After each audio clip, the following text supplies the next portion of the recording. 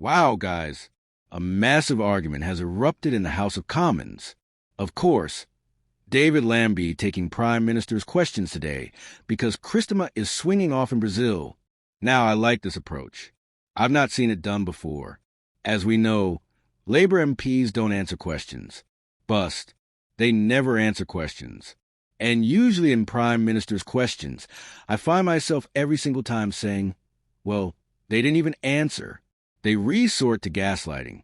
So they take a question, they don't answer it, and then push blame to conservatives usually. But this time the stand-in for Cammy Baby do literally used all his questions to ask the exact same question as David Lammy didn't answer. And that question is a very serious one. He simply asked, has there been, since Kabata was accidentally released, has there been any other asylum seeker criminals that have accidentally been released? After it, he couldn't say no. Watch this. It's ferocious. As always, guys, please hit the like button and hit the subscribe button for more. We've seen the state of this country. Now, where the message wanker stunk farmer Lee Bear's shop, the full collection by going down into the link in the description or heading over to britishdan.com state for Defense James C. Thank you. Thank you, Mr. Speaker, and can I begin by associating myself with and the opposition with the remarks by the Deputy Prime Minister about the terrible and horrific attack in Huntington. We wish a speedy recovery to those still in hospital and pay tribute to the brave actions of the public and the police. Now, Mr. Speaker, overnight the father of the girl assaulted in Epping by Hidesh Kabadu, the illegal immigrant released by accident, said the government had failed him relentlessly. Now, I confess I'm surprised the Deputy Prime Minister hasn't already apologized. So, I'm going to give him an opportunity now.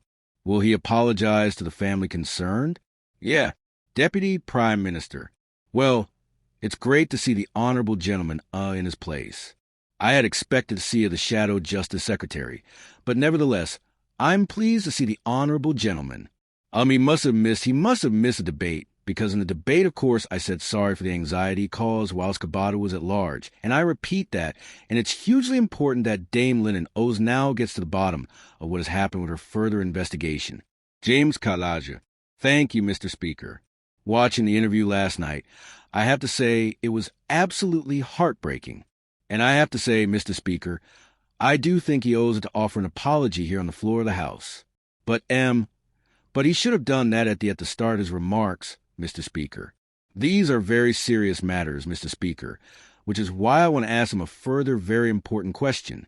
Can he reassure the House that since Kabata was released, no other asylum-seeking offender has been accidentally let out of prison? Deputy Prime Minister. Well, the House is thankfully quiet, so I'm surprised the honorable gentleman didn't hear me when I said that. Of course, I apologize and I'm sorry for the anxiety caused.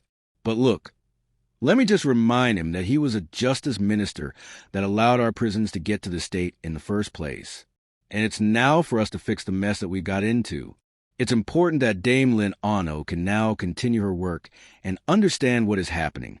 He knows that early release has begun under their watch in 2021. Applause for extremely serious crimes that we are talking about. I'm going to ask him the question again. Can he reassure the House that since Kabata was released, no other asylum-seeking offender has been accidentally let out of prison? It's a very specific question for him to answer. Deputy Prime Minister, after his release, I put in place the toughest checks we've ever had in the prison system. It is important that Lynn Owens is able to get to the bottom of her work. I suspect there'll be more checks and balances we need to do. What we inherited was a complicated system that they set up, letting people out on the sly. That's part of the problem. We're trying to fix it. James, Mr. Speaker, he's the Justice Secretary. He's responsible for the justice system. He needs to take responsibility.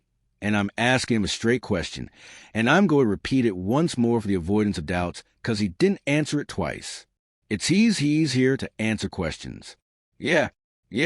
Can he reassure the House that since Kabata was released, no other asylum-seeking offender has been accidentally let out of prison? It's a clear question. Can he give an answer? Deputy Prime Minister, get a grip. Man, I know I'm the Justice Secretary. That's why I'm at the dispatch box. Also, as Deputy Prime Minister, we know that I am not going to pray in aid. Damon Owens is a former Deputy Commissioner in London, head of the NCA.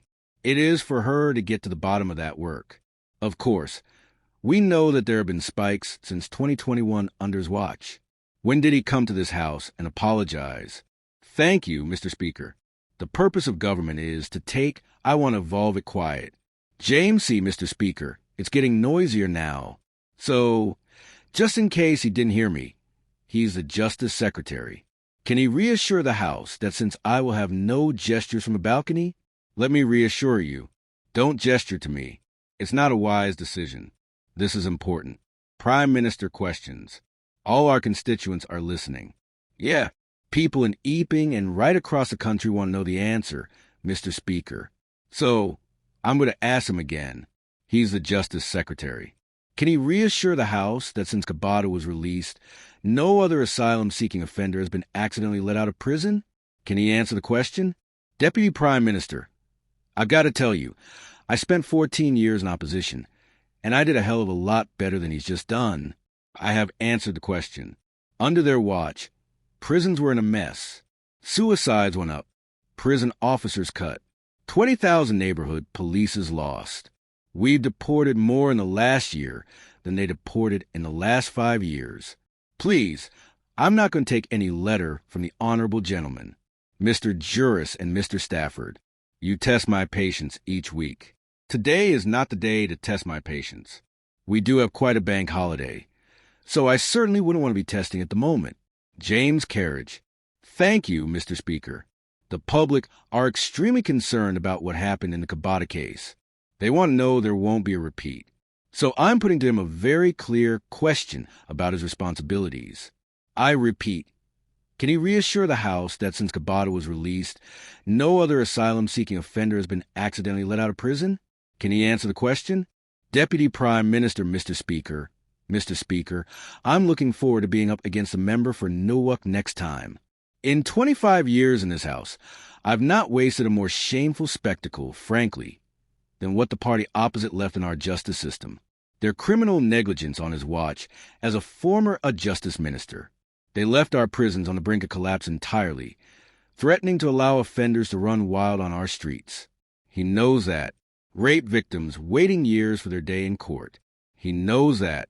Neighborhood policing decimated, leaving our people feeling unsafe in their communities. And they haven't learned a thing. We are tackling knife crime.